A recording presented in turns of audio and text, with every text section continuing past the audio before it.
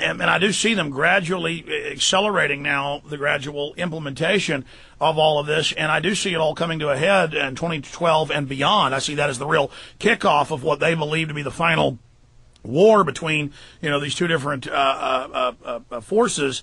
And, I do believe in God, and I do believe that we're going to come out of this on the end. The problem is I don't even like to use the term Christian, because that has been so taken over and changed from what it really even means by the modern system, and all the occultism and the steeples and Easter and the rest of it. It's not even recognizable. All the paganism. All the paganism. Don't these Knights of Malta and everybody else go by the banner of Christianity? And they're the least Christian, they're the least believing in Christ that any you could have imagined. It's amazing. Well, when we come back, we'll get into the technocracy, where you see things going. I mean, break down specifically the type of upheavals you think we're going to witness, how this whole economic banking takeover feeds into it as well, Michael. And there is so much on your site. How many documentaries or videos have you done? Well, I've done one series of 22. There's 6 DVDs, 22 discs in all. It's called the Origins and Oracles series. We've done that, and then there's several other stuff. That's the main six-part DVD series. So a long-running series, 22 DVDs in all. It covers a lot of stuff. Are you getting a lot of threats, because you didn't even want us to say on air where you are? Yeah, sure. Always. Absolutely. There's been a barrage of it since, in fact, last year. So we have to be very cautious, Yeah, we've had a lot of people have their places broken into. We've had stuff done to our vehicles over here. A lot of things I don't get into on air, but, man, the attacks are intensifying. These people can prevent you traveling. They can fuck with you, in many ways. Okay, going back to Michael Tsarion, michaeltsarion.com. Michael, I want to go to some calls here in about 10 minutes or so, but continue with the technological control grid, and you talk about them clamping down the next 3 years or so. Really, I mean, people think we've already seen an intensification of operations by the globalists. You're talking about really intensifying things. Break that down for us. Well, these are people who've always thought of man as some sort of golem. You know the story of the golem? And even coming out of the New Age movement, all this stuff about the Greys, I believe that's been infiltrated, and a lot of that is disinformation, to prepare us to be not only afraid, of course, of some sort of off-world invasion. That is science fiction, but it works well to prepare people for what's coming. But basically, when you start reading the certain schools of Bertrand Russells and these kinds of people, and these other maniacs that I deal with in my work, throughout my books and DVDs, these individuals literally do think of themselves as some sort of robotic, mechanical beings, and nothing could be in their greatest pipe dreams, you see, is to make a completely controllable human being. I actually believe that for ritual purposes, certain segments of these illumined ones, so-called, wanted to completely devastate and wipe out the human race a long time ago, and that another quadrant, another section or cadre, sort of, frowned upon that in the past and didn't want that, and came up with the idea that, look, to make the perfect robot, all we got to do is dumb down the people of the world to the level of the robot, to the level of the cyborg, and the job is done. And that's basically where we're at. That's where we've been up until now. Now they have restored the technology, because remember, these people arm themselves to the teeth with not only knowledge, but occult knowledge. And so that what I am not a person who's a Luddite. I am all for technology. But I do not want technology in the hands of occultists who are working from, occult knowledge and then arming themselves with this technology. This is the problem, and this is also a message to those who are working in these technological sort of enclaves. They got to be aware of this and research this to find out about the occult ideologies that are behind these technical orgs and behind some of these, people's champions within the Genome Project and with some of these materialist philosophers and scientists who are just itching to create the global village. And that, through the electronics, through the technologies, through the cybernetics, you see. And this is actually an old story. People who are familiar with the work I did in my Atlantis book knows that this is a very old story, that these cybernetics and cryogenics and the genetic manipulation is not something new. It's just that they've had to build back the technology at a record pace now, in the chronology of time. And they're succeeding to do this. And that is why I believe they have postponed certain other events, because they wanted the tunnel vision on this particular thing. It's backed up by the work of Jim Keith and these people that I've been mentioning a lot here.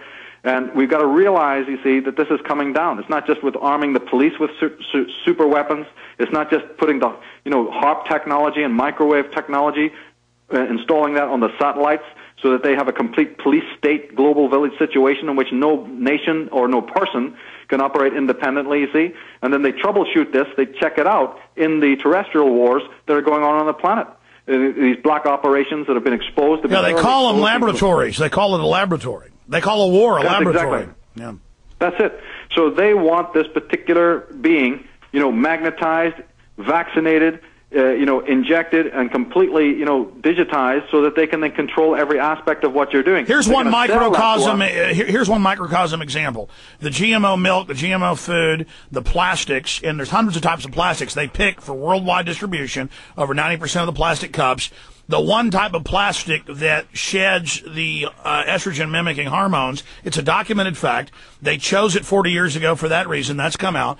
And then 3-year-old girls, 4-year-old girls by the tens of thousands, by the millions at 7, 8, 9, are going into puberty early. Then they get breast cancer early. They get sick early. And then they know all that. And when they go to the doctor, they don't say quit drinking GMO milk. They don't say quit drinking out of plastic. They say, we're going to give you hardcore, complex hormonal injections that then suppress that, but then also give you Cushing's disease and fry all your glands. And so again, they engineer that. The local doctor's compartmentalized. He doesn't know, and they give the little girl something that's far worse. Meanwhile, our boys are in so much estrogen that now they've got 10, 12, 14, 15-year-old boys whose testicles haven't dropped. And I hate to get technical, but they're like ovaries. They're still inside the body. When normally, testicles should drop when you're about 8, 9, right before you go into puberty at 12. I mean, they are attacking us. The frogs, the fish off the water we drink are now becoming sterile in mass. I mean, this is scientific. We have the sperm count down, 75% in the Western world, 85% in many areas. I mean, the proof's in the pudding. Absolutely. I couldn't agree more. And it goes to this whole idea of the heart of tyranny, the origin of tyranny, and that the human race is their chattel to do with as they feel like. And they don't want disgruntled people. They want a totally pacified, and dumbed down individual that they can completely own. And you see, they know that they also never sit quiet. They know that there is an awakening taking place. So these guys just don't let that happen. They have to also, arm themselves to react against the awakening that there's. Well, I had one of them on earlier where they're going to put all these satellite trackers in all the cars to Texas, and from a government study, and he was going, it's okay. It's not coming for a long time. It may not even happen. This is good for you. I mean, and it's always the same script.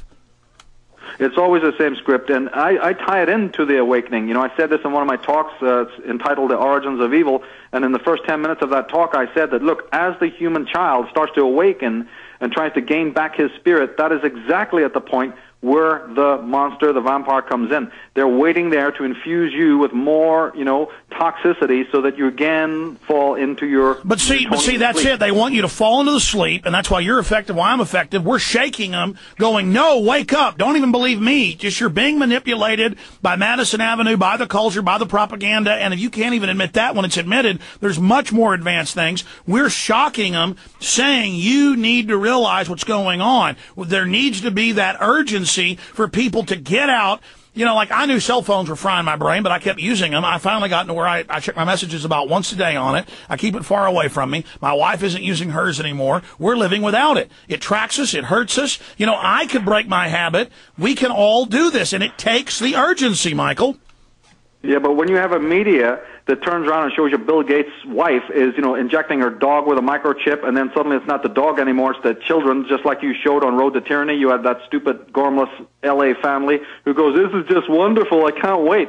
It's going to save abduction, it's going to save a kidnapping, or it's going to save your dog. The human race is dumb enough to be turning around and go, yeah, I want one too, where can I get it? By the way, it turns out that was all fake, and the family worked for Applied Digital Solution and IBM Front Directorate, and then magically members of the family started dying. How about that? Well, this is the casualty list. They never publicized that about all the, like they said, with the estrogen that they're pumping into the girls, and then these court cases that then are backed up because there's been so much, reactions in these children and these young people. I'm very concerned about this whole medicated child bit. I do a lot of work on that and a lot of research But see, on that. that's what the HPV is, a live cancer virus. It's killing a bunch of people, maiming tens of thousands, and they knew it would do that. They rolled it out as a test of how to cover it up, how to suppress it, how to have these soft kill weapons being openly used out in the public, and testing how to compartmentalize it and cover it up. And they tried on different populations of the world. Remember, one type of virus is not going to work well on different kinds of nations, different kinds of people. I can tell you, I'm talking to the choir, I know you know this, that from the AIDS virus down, from the bird flus, and from all of this other stuff, these are rehearsals for the worldwide plague. They're testing how soft kills move. Go ahead, absolutely right. Yeah, they're ready to unleash a global plague. The science fiction writers have already written about it and tried to warn people. And this is the perfect way, through food. It's through food. There's an old statement that says that people are 3 meals away from revolution. This was brought out in movies like 3 Days of the Condor. Some people have used it in the context of oil. But oil is a hell of a lot less important than the food, sort of Damocles that these people are going to use.